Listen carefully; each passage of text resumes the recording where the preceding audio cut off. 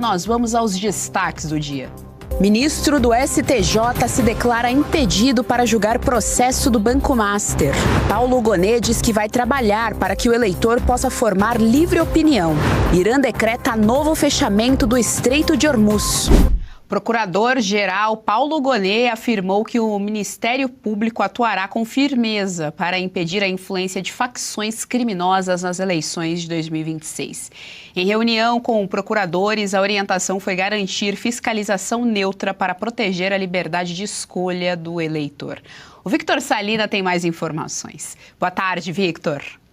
Olá, boa tarde, Geisiane, boa tarde a todos que nos acompanham aqui no Jornal da Oeste, segunda edição. É isso, o Procurador-Geral da República, que também é Procurador-Geral Eleitoral, Paulo Gonet. Ele se reuniu com 30 procuradores e procuradoras no início da semana em Brasília para debater as eleições de 2026, as eleições majoritárias desse ano e como será a atuação do Ministério Público. Alguns temas foram debatidos ali, temas considerados então essenciais para a liberdade do eleitor neste ano. Entre eles está, então, o combate ao crime organizado, a infiltração do crime organizado nas eleições, como aconteceu, segundo o Ministério Público, nas últimas eleições, com candidaturas sendo barradas, de pessoas que tinham ligação com o crime organizado. Agora haverá um grupo de trabalho específico para cuidar desse tema e ele contará com a ajuda dos grupos de atuação especial de combate ao crime organizado, os GAECOS de todos os estados e também a inteligência da Polícia Federal.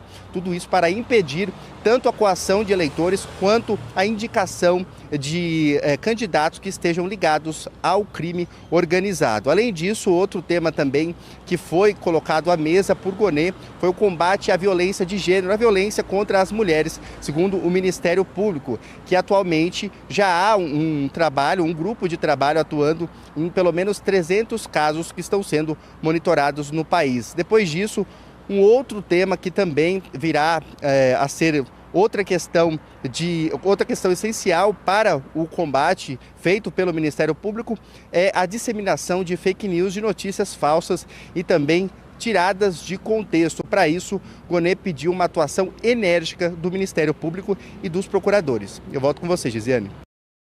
Doutora Kátia Magalhães, eu começo aqui pela senhora para analisar essa notícia. Não, audiência, não é um stand-up comedy que nós acabamos de acompanhar. Sim, é o nosso PGR junto ao Ministério Público aí falando a respeito das eleições de 2026.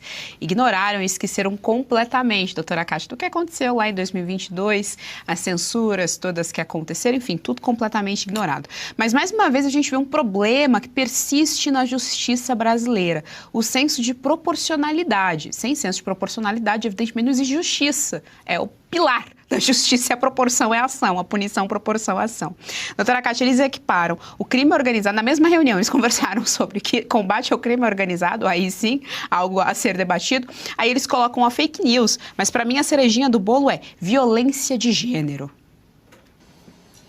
Quanto jogo de cena, ex-espectadores, em primeiríssimo lugar, liberdade e Gonet são substantivos que não cabem na mesma frase. Gonet entrará para a história como o procurador que mais chancelou mordaça, censura, prisões políticas, prisão de inocentes, pessoas totalmente privadas das garantias individuais, do devido processo legal. Gonet chancelou tudo isso. Então, que papinho é esse de preservar a liberdade do eleitorado? Que papinho é esse de se insurgir contra organizações criminosas? Nós vemos certos investigados, Vorcaro, surgiram suspeitas de algumas ligações entre esse esquemão lá e PCC.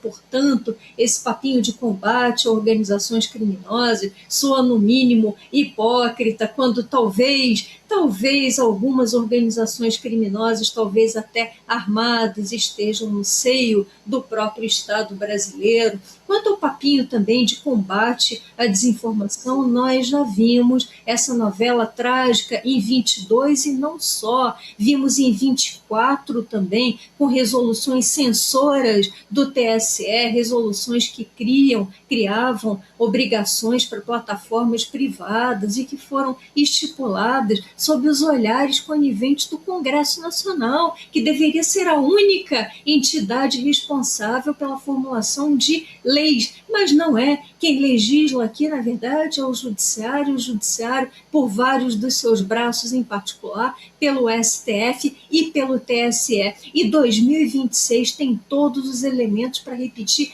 essa tragédia do uso da expressão desinformação como pretexto para nos censurar, para nos amordaçar, para buscar cada comentário nosso em rede, justificar o banimento dos nossos perfis, censura prévia, para justificar medidas duríssimas, para justificar retenção de passaporte, para justificar todo tipo de censura de mordaço com o qual Rouanet é cúmplice, Rouanet, AGU do Bessias, futuro supremável, também é cúmplice. Todos os nossos togados repetem esse discurso há pelo menos 4 anos de combate a tal desinformação, que eu não sei o que é, quem é, e nem o Estado deveria saber, afinal, quem é o ente estatal para definir a fronteira entre verdade e mentira. As pessoas deveriam ser plenamente livres para se expressarem, inclusive para dizerem mentiras sobre outrem,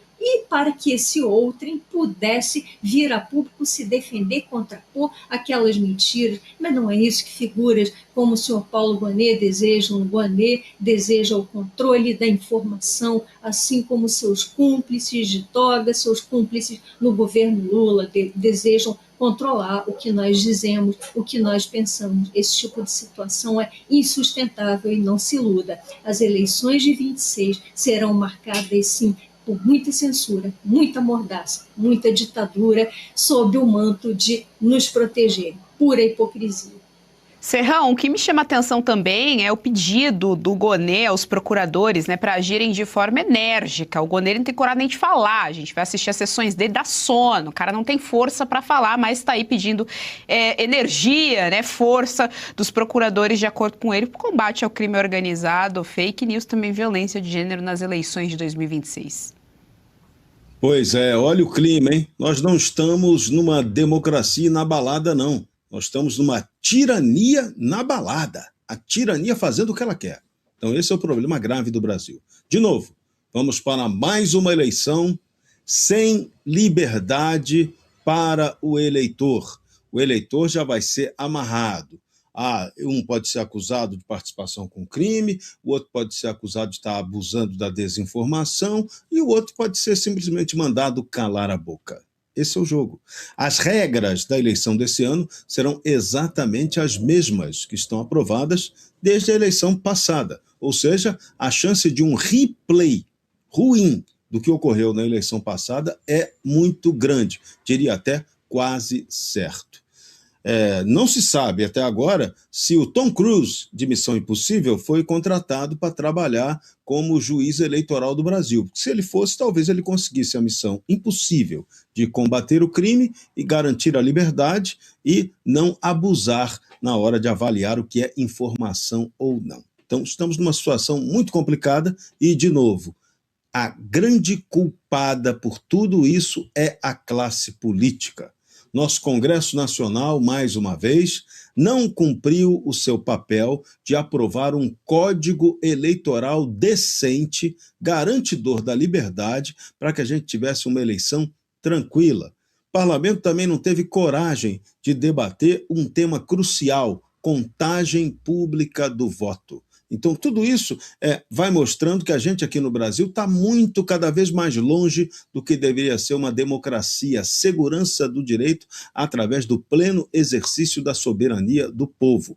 O povo até tenta dar opinião, tenta até manifestar sua vontade, mas na hora da escolha, ele recebe imposições e acaba sendo influenciado ou por criminoso ou por tirano para ter o seu voto corrompido. Então, nossa situação é muito grave, não é boa a perspectiva de que essa eleição tenha um resultado tão tranquilo assim.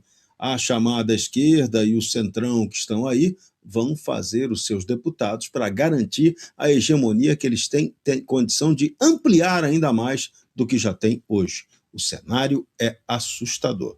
Prestem atenção. Presidente do Banco Central fala aos senadores da CPI do crime organizado. Questionado sobre a proximidade com o ministro Alexandre de Moraes à época da aplicação da Lei Magnitsky, Gabriel Galípolo deu a seguinte resposta ao senador Eduardo Girão. Que eu nunca falei ao telefone por ligação com o ministro Alexandre. Então foi pessoalmente? Eu tive reuniões pessoais com ele no momento da Magnitsky. No Banco Central? Não foi no Banco Central, foi no Supremo Tribunal. Ah, o senhor foi ao Supremo, no gabinete dele? Fui no gabinete dele, e não só no dele. Naquele momento da Magnitsky, eu estava tendo reunião com uma série de ministros, mas curiosamente... Então não teve ligação, isso foi um fake news da mídia brasileira. A memória pode estar me falhando, mas eu cheguei, lembro quando saiu a notícia e eu resgatei tudo. Eu jamais falei com ele ao telefone por uma ligação. Ministro Benedito, missão dada é missão cumprida. Gonçalves, do STJ, se declara impedido de julgar casos que envolvam um Banco Master.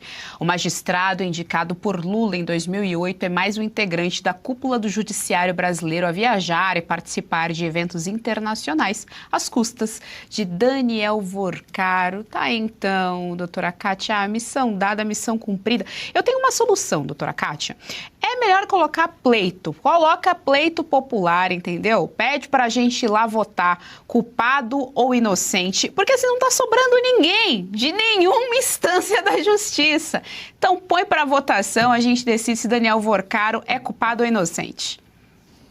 Estou quase endossando a sua sugestão, Geise. Pois é mais um joguinho de cena, né? Esse sujeito não sabe nem a diferença entre impedimento e suspeição. Impedimento são causas objetivas que pesam no ombro de um juiz, como, por exemplo, ser ele mesmo parte no processo, ser parente de parte, ser advogado, já ter atuado no processo em outra instância. Não me parece ser o caso de Benedito, a menos que ele seja um sócio oculto do Master de Vorcaro. Essa é uma hipótese, mas até onde se saiba não é. Então seria o caso de suspeição devida lá a London Palooza, devido à proximidade entre ele e o empresário. E também é inusitada essa declaração de impedimento em relação a todos os processos. Em geral, impedimento e suspeição são reconhecidos e declarados caso a caso, processo por processo. Então, é tudo inusitado, é tudo muito joguinho de cena. Eu acho muito curioso, Benedito em momento algum se sentiu incomodado de ter julgado, por exemplo, Deltan Dallagnol, apesar de ser ele, Benedito, uma figura muito próxima a Lula,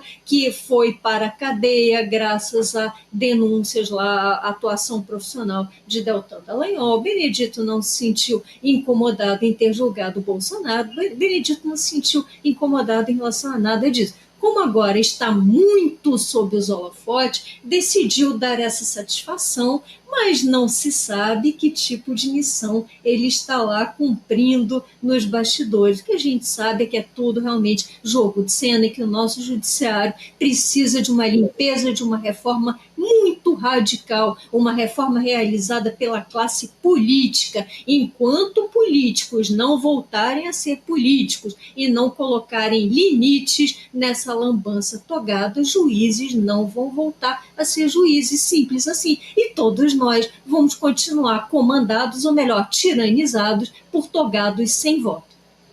Olha só, o JDL, a segunda edição, você sabe, é o jornal do VAR, né? A gente tem aqui, ó, o VAR do Benedito. Missão cumprida. Inacreditável, né? Ele ainda não tem o menor manejo com o microfone. Encostou no microfone. Essa frase, missão dada, missão cumprida, ela era uma frase que tinha ficado imortalizada na interpretação do Capitão Nascimento, no filme Tropa de Elite. Wagner Moura era o lema do BOPE daquele filme, missão dada, missão cumprida.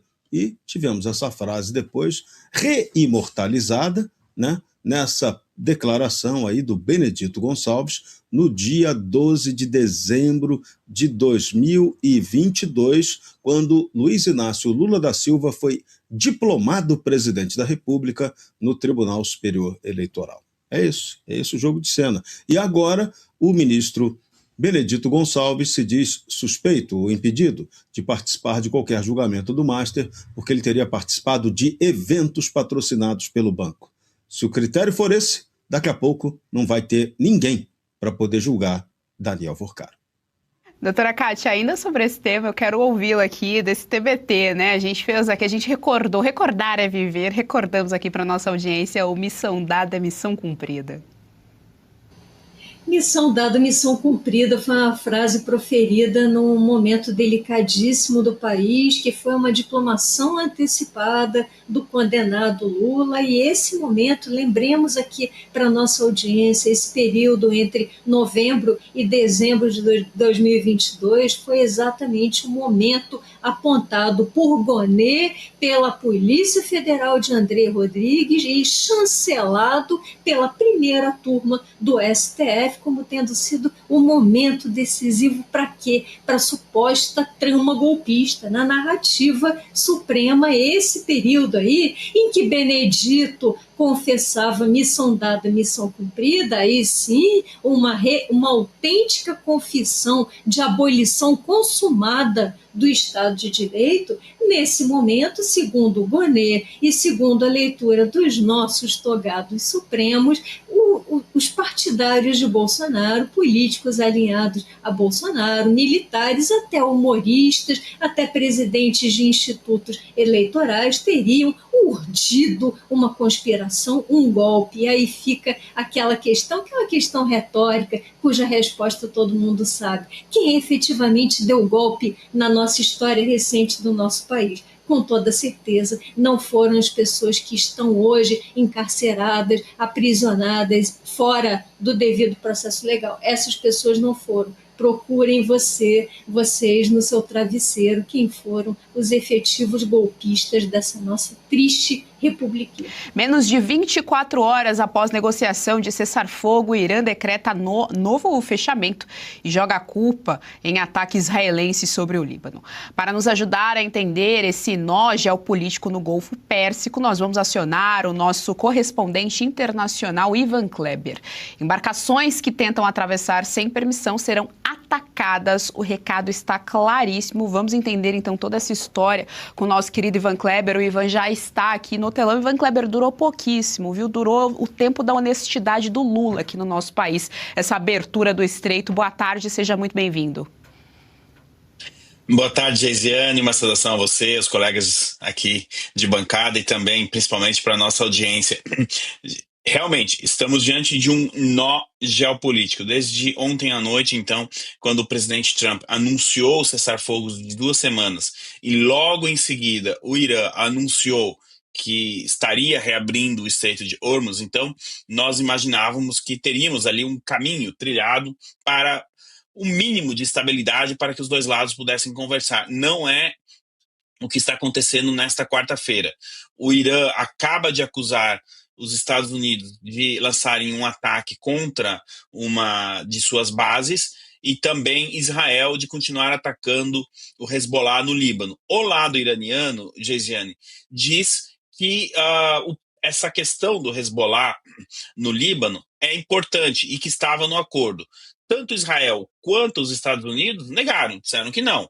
O acordo valia apenas para o Irã. Inclusive, Geisiane, o Itamaraty, no Brasil, aí, no país que você está, publicou uma nota agora à tarde ressaltando essa questão do sul do Líbano em relação ao Hezbollah. Isso acontece porque Israel vem realizando operações justamente ali no sul do Líbano para criar essa zona tampão, digamos assim, longe de qualquer influência do Hezbollah, de onde o grupo terrorista possa lançar foguetes contra Israel. Então, até nisso, o Itamaraty conseguiu colocar o dedo nessa questão em uma nota simples que eles publicaram sobre o tratado de cessar-fogo, né? O acordo de cessar-fogo, melhor dizendo, e deu para ver ali uma defesa velada, talvez, da questão do Líbano em relação a Israel. Qual é o cenário de momento que nós temos agora, Gesiane? Os navios estão evitando passar pelo Estreito de Hormuz, o lado iraniano diz que o estreito está fechado e o lado americano diz que o estreito está aberto. Tem muito de propaganda também. Está aí a nota, nossa audiência, como sempre, muito rápida aí em pegar as questões que a gente traz aqui. Meus parabéns à nossa direção aí, que já coloca a nota do Itamaraty aí. No fim dela, ela faz esse disclaimer, digamos assim, do sul do Líbano. Bom, então os dois lados, um lado diz que o estreito está aberto, o outro diz que não. Os navios estão evitando passar por ali. Por que essa questão é tão crucial?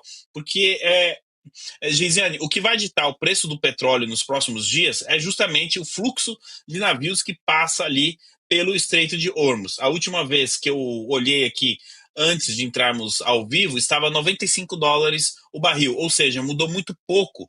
O preço caiu em relação a ontem, mas a média, desde que a guerra começou em 1º de março, é mais ou menos essa, $95, $105 o barril. O mercado ainda aguarda mais segurança, né, para o preço baixar. O Irã, então, quando anuncia que o estreito está fechado, depois eles anunciam, que vão cobrar $1 por barril que passar por ali.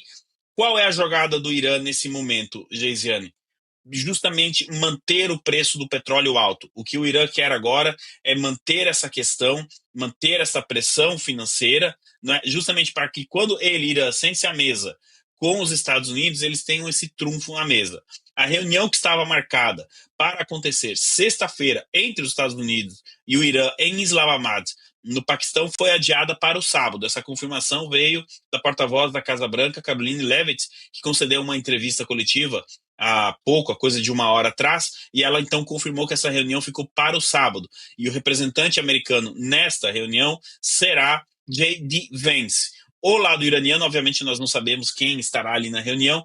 Nós temos uma dificuldade até de entender quem, de fato, está no comando do regime iraniano. Agora, nós podemos citar aqui um ator muito importante nessa questão toda, que é a China, Geisiane. A China ontem pressionou o Irã para que o Irã aceitasse esse cessar-fogo, porque muito provavelmente a China identificou que o presidente Trump dessa vez não estava blefando e poderia atacar infraestruturas importantes da produção de petróleo do Irã, o que atingiria indiretamente a China, uma vez que a China precisa muito do petróleo iraniano. Então a China fez essa intermediação, convenceu a parte iraniana a aceitar o cessar-fogo. Agora, é um cessar-fogo muito delicado, dizendo, ninguém pode garantir que a gente daqui 2, 3 horas não tenha de novo aí as hostilidades, os ataques acontecendo. É muito sutil a linha que define essa questão e está todo mundo acompanhando, já nem mais hora a hora, mas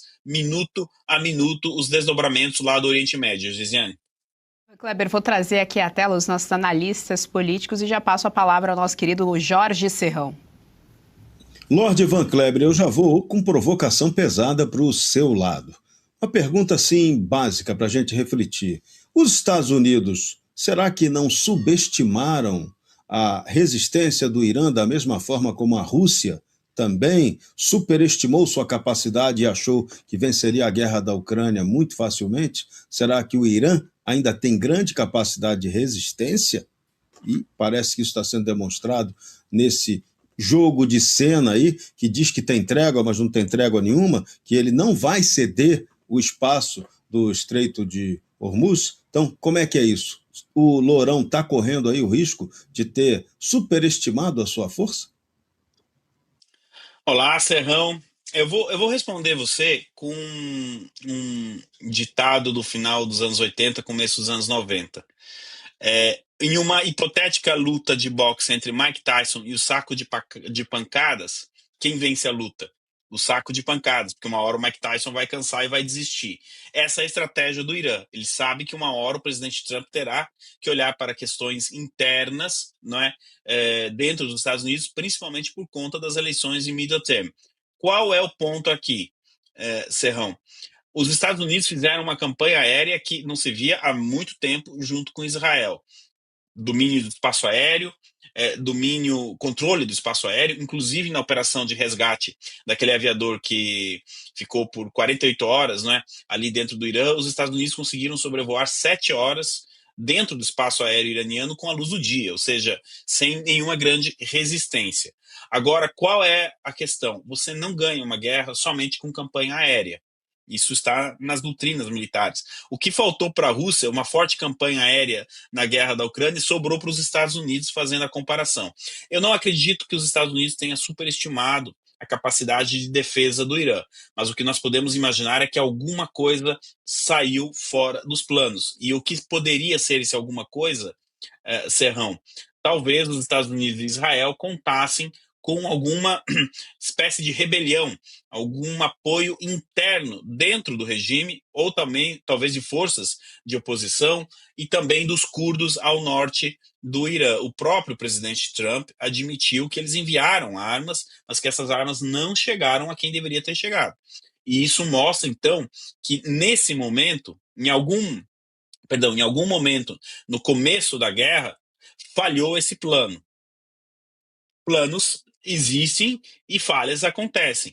Então, os Estados Unidos e Israel continuaram bombardeando objetivos militares importantes, diminuindo a capacidade bélica do Irã. Isso é um fato, Serrão, não dá para negar. A capacidade de produção do Irã está comprometida. Os Estados Unidos realizaram ataques nos últimos 2-3 dias antes do cessar-fogo muito fortes junto com Israel. Então, sim. Agora, dizer que superestimou, talvez não. Mas que alguma coisa saiu fora do plano? Sim. Mesmo assim, tanto os Estados Unidos quanto Israel têm condições de chegar na mesa e pressionar. Qual é o principal objetivo agora, Serrão? Impedir que o Irã tenha uma bomba atômica. Já que com os bombardeios essa situação não for resolvida, volta-se para a mesa de negociação tá todo mundo ali armado, todo mundo com a pistola apontada um para o outro. Mas o grande objetivo é que o próprio Benjamin Netanyahu declarou isso agora há pouco. Ou que o Irã entregue o urânio enriquecido do seu programa nuclear, ou então Israel e Estados Unidos irão tomá-lo à força. É isso que está na mesa de negociação. O restante, o contorno, a força que o Irã dá para os grupos terroristas, etc., são pontos importantes. Mas o principal objetivo aqui é impedir que o Irã tenha uma bomba atômica. Se os Estados Unidos vão conseguir, através da via diplomática, nós saberemos já aí o primeiro capítulo, né, no final de semana, quando acontece essa primeira reunião, e eventualmente estaremos aqui repercutindo na próxima segunda-feira. Geisiane, eu devolvo para você. Vou trazer novamente aqui os nossos analistas. Doutora Kátia Magalhães, sua pergunta para o nosso querido Ivan Kleber. Boa tarde, Ivan. Já que você falou em questões internas, vamos com tudo. Eu também tenho uma provocação enorme para você. Acabei de ler no Figaro francês que estaria havendo lá um clima bastante tenso nos Estados Unidos e a oposição democrata a Donald Trump estaria pressionando o J.D. Vance a declarar o Trump inepto, inclusive, e a assumir o posto. E aí fica a minha pergunta. Primeiro, ficam duas perguntas para você baseadas nisso. Em primeiríssimo lugar, você poderia dizer que está havendo uma crise consistente lá na cúpula do poder americano? E segundo, em que medida essa crise estaria fortalecendo tiranos do Irã, da Rússia, e estaria enfraquecendo as forças do Ocidente, Ivan? Boa tarde, doutora Kátia. Bom, vou tentar aqui responder, não é, à altura, com questões também jurídicas.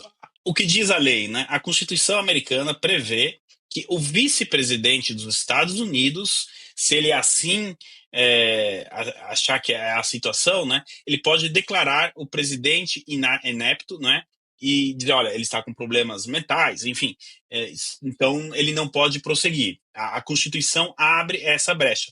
Não é o caso, tá? O J.D. Vance não pensa em fazer isso. Isso é mais uma tentativa do Partido Democrata de criar uma narrativa, de criar aí um factoide, enfim, não é disso que se trata. Mas foi bom a doutora Kátia trazer isso, porque obviamente está repercutindo lá nos Estados Unidos, mas é uma tentativa do Partido Democrata de derrubar o presidente Trump. A verdade é essa, e de atingir a sua imagem. Uma vez que, com o atual desenho do Congresso americano, o impeachment é praticamente impossível. Né? Nós temos eleições em middle term em novembro, e a nova legislatura só assume em janeiro do ano que vem. Mas ainda assim será muito difícil o impeachment via Congresso, porque seriam necessários 60 senadores, e no melhor cenário possível os democratas terão 52. teriam que convencer aí pelo menos 8 republicanos a votar pelo impeachment do Trump. Acho muito difícil. Agora, obviamente que sim, divisões acontecem. Dentro, inclusive, da Casa Branca, nós tínhamos uma divisão anterior à guerra, e rumores de que o J.D. Vance era contrário à guerra, já uma ala mais próxima, por exemplo, o secretário Rubio, eram a favor de uma intervenção no Irã. Então, mas, assim, são bastidores. A gente não tem como confirmar isso 100%, doutora Kátia. Obviamente que essas divisões favorecem os inimigos da América, os inimigos do Ocidente cristão. Agora, por outro lado, também são justamente a força do Ocidente democrático, do Ocidente cristão, onde dentro de uma administração Trump, você possa ter ali divergências e opiniões contrárias sobre um determinado assunto, e você pode trazer a sua opinião sem ter o medo de cair de uma janela, por exemplo, como aconteceria no Kremlin. Hoje, quem vai lá e contradiz uma decisão do Putin, eu recomendo que não tome um gole de chá no dia seguinte ou fique longe das janelas. Recentemente, nós tivemos um expurgo também dentro do exército da China por divisões, por diferenças de como operar uma eventual tentativa de captura da ilha de Taiwan. O Xi Jinping está tirando as vozes contrárias. Alguns militares tentaram conseguir um pouquinho mais de autonomia ali dentro do exército chinês, e o Xi Jinping disse não, e demitiu todos eles. O Partido Comunista não... um dos maiores pavores do Partido Comunista é que o exército chinês tenha alguma liberdade em relação, alguma autonomia em relação ao partido. Então, ao mesmo tempo que é um problema prático, não é, essas divisões, por outro lado, é aí que mora justamente a grande força, a diferença de países democráticos contra as vou ficar devendo, que é uma palavrinha complicada, contra as ditaduras. Geisiane, devolvo para você. Tá perdoado, Ivan. Autocracias. Boa. As movimentações em Brasília e no cenário internacional indicam que os próximos meses serão decisivos para a estabilidade democrática e econômica. O anúncio do PGR Paulo Gonet sobre a fiscalização rigorosa em 2026 acende um alerta vermelho sobre os limites entre a justiça e a mordaça institucional. Enquanto isso, o recuo estratégico de Benedito Gonçalves em processos de grande impacto levanta questionamentos sobre a verdadeira face da nossa cúpula judiciária. No exterior, o fechamento do Estreito de Hormuz pelo Irã coloca a estratégia de Donald Trump à prova, mostrando que o nó geopolítico está longe de ser desatado e deve impactar diretamente o preço dos combustíveis em todo o mundo. O Brasil e o Ocidente caminham em uma linha tênue entre a ordem e a tirania. Para continuar acompanhando análises sérias e sem filtros sobre o que realmente acontece nos bastidores do poder, sua participação é fundamental. Muito obrigado por nos acompanhar. Não se esqueça de se inscrever no canal, ativar o sino de notificações e deixar o seu like para fortalecer o jornalismo independente. Até a próxima.